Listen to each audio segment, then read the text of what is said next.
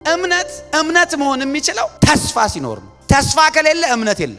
ሰይጣን መጀመሪያ ምን እንደሚያደርግ ታውቃላችሁ? ተስፋ ነው የሚያስቆርጣችሁ። ይሄ ነገር አይሆንም የሚል ሐሳብ ያመጣል። ስለዛ ስለምትፈልገው ጉዳይ ተስፋ ሲሟጠጥ እምነት ይዳከማል።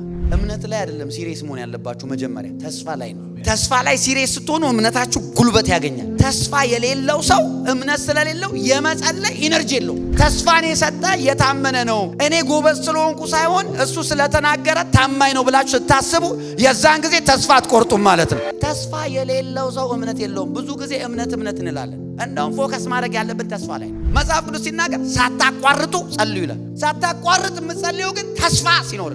ተስፋን የጣልክ ቀን እምነት የለም። ተስፋ የሌለው አማኝ ምን ታውቃለህ? እንዲህ ተጎትቶ ነው ቸርች ራሱ የሚመጣው። ተስፋ ግን የሚመነጨው ከየት ነው ታውቃለህ? ከዚህ ነው። አሁን ለምሳሌ በሚመጣው ዘመን ያዕቆብ ስር ይሰዳል። አሁን ያዕቆብ ሰዷል፣ አንተን የቀረው this is your season። በሚመጣው ዘመን ጆሲ ስር ይሰዳል ማለት ነው ያለው። ከዛ እስራኤልም ያብባል፣ ይጨበጭባል፣ በፍሬው የምድርን ፊት ይሞላል። የፊተኛው ዘመናችሁ እንደዚህ ነው በኢየሱስ ስም። ከፊት ያለው ዘመናችሁ በኢየሱስ ስም እንደዚህ ነው። በሚመጣው ዘመን እንደዚህ ይሳካልኛል ብለህ ተስፋ ካላረክ አታውጀውም ራሱ